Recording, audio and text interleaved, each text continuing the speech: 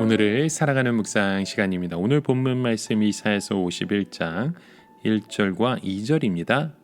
의를 쫓으며 여호와를 찾아 구하는 너희는 나를 들을지어다. 너희를 떠낸 반석과 너희를 파낸 우묵한 궁덩이를 생각하여 보라. 너희 조상 아브라함과 너희를 생산한 사라를 생각하여 보라.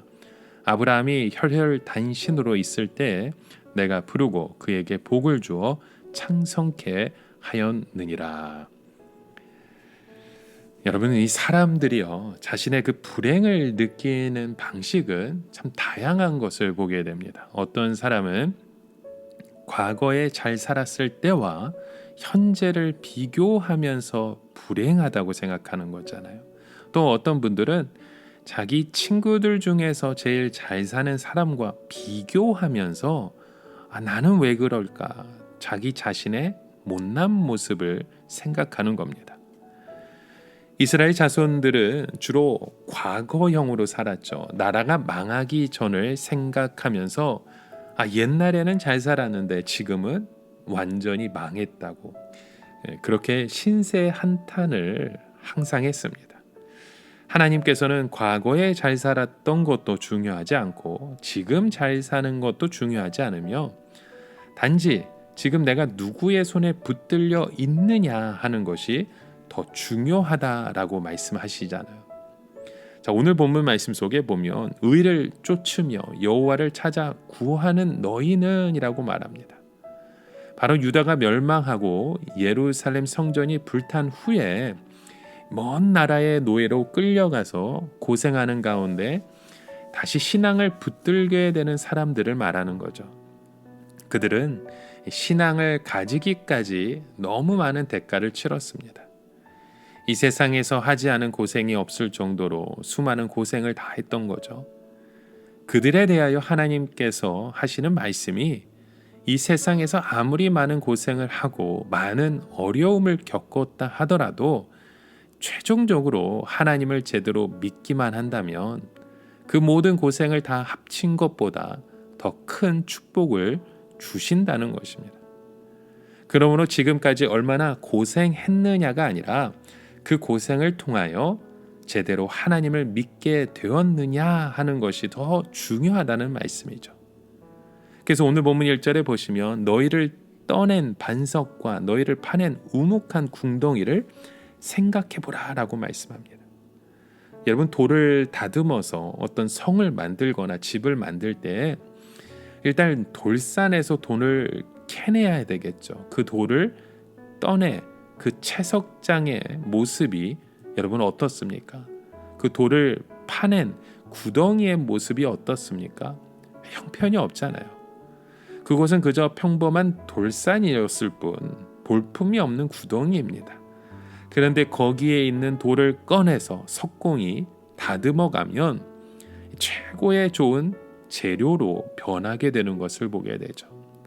더 쉽게 이해하려면 수석을 모으는 사람들을 생각해 보면 될 것입니다. 여러분, 돌을 모으는 분들은요, 그 돌 가운데 그냥 평범한 돌덩어리처럼 보이지만 그곳에서 조금 더 독특하게 생긴 그 물건들을, 그 돌들을 전문가들이 찾아서 바르고 닦고 받침대에 세워놓으면 그것이 바로 작품으로 변하는 것을 보게 되죠. 그러므로 우리에게는요, 과거가 중요한 것보다 그렇게 고생한 결과가 지금 누구의 손에 붙들려 있으며 어떤 신앙을 가지게 되었느냐 하는 것이 더 중요하다는 것입니다. 하나님께서는 아무리 형편없는 돌을 잘 다듬고 갈아서 최고의 작품으로 만들 수 있는 분이십니다. 전문가이시죠. 지금 하나님께서는 과거에 집착하지 말라고 하시는 것입니다. 과거는 이미 떠난 돌구덩이에 불과한 것이잖아요. 중요한 것은 지금 주님의 손에 붙들려서 어떤 돌로 다시 거듭나느냐 하는 것입니다. 예수님을 제대로 믿어서 복받은 사람들이 얼마나 많은지 모릅니다. 우리 주변에 보면요, 예수 믿고 복받으신 분 정말 많잖아요. 그런데 이 포로된 이스라엘 자손들은 그들이 가나안 땅에서 행복하게 살았던 때를 추억하며 너무 가슴 아파하고 있는 것입니다. 그렇지만 하나님께서 과거에 연연해 하지 말라고 말씀하시는 거잖아요. 떠나온 과거는 돌 구덩이에 불과하기 때문에 하나님께서는 그 예로 이스라엘 조상 아브라함과 사라를 말씀하십니다. 오늘 본문 2절에 그 말씀이잖아요. 아브라함과 사라가 하나님을 부르심을 받기 전에 어디에서 무엇을 했습니까? 그들은 갈대아 우리에서 그냥 평범하게 산 사람들이었습니다. 사람들이 보기에는 돈도 좀 있고 땅도 좀 있었는지는 몰라도 하나님이 보시기에는 아무것도 아닌 인생들이었죠. 그들이 장사를 했는지 목축을 했는지 모르지만 그들의 삶 속에서 하나님이 우선이 아니었습니다. 그런데 하나님께서 그들을 평범한 가정에서 떠나 보내시면서 아브라함 생애는 능력과 기적의 생애로 변하게 되었습니다. 아브라함에게는 하나님의 능력이 있었고 모든 사람들을 살리는 축복이 있었습니다. 그 아내 사라에게도 마찬가지였죠.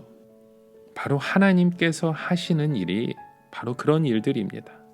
집안의 장남, 자리나 세속적인 지위를 파내 하나님의 돌이 되게 하시는 것이에요.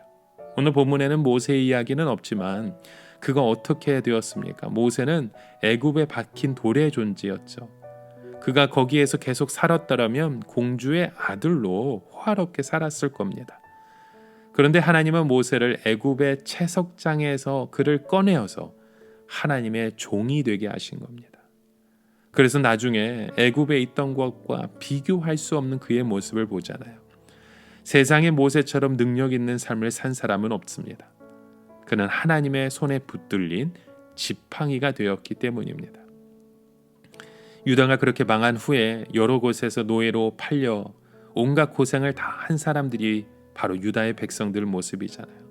그들은 늦게나마 의를 쫓으며 하나님을 찾았지만 이제 하나님을 믿기만 하지 도대체 이 세상에 무엇을 할 수 있는가라고 하는 회의와 절망에 그들이 사로잡혀 있던 그때 하나님이 마치 아브라함과 모세를 만드실 수 있었던 것처럼 약속하시는 것입니다. 전능하신 하나님의 손에 붙들려 하나님의 사람으로 만들어 가시겠다는 거죠. 이렇게 하나님의 능력의 손에 붙들리면 여러분 우리가 고생한 것은 아무 문제 되지 않습니다. 잃어버린 것보다 훨씬 더 큰 축복이 오늘 우리의 삶에도 함께 이루어지게 되는 줄 믿으시기 바랍니다. 함께 기도합니다. 하나님 아버지, 그 믿음의 고백을 우리에게 허락하셨사오니 예수 그리스도의 그 능력 앞에 우리의 모든 삶이 고백되고 회복되게 하여 주시옵소서. 예수님의 이름으로 기도합니다. 아멘.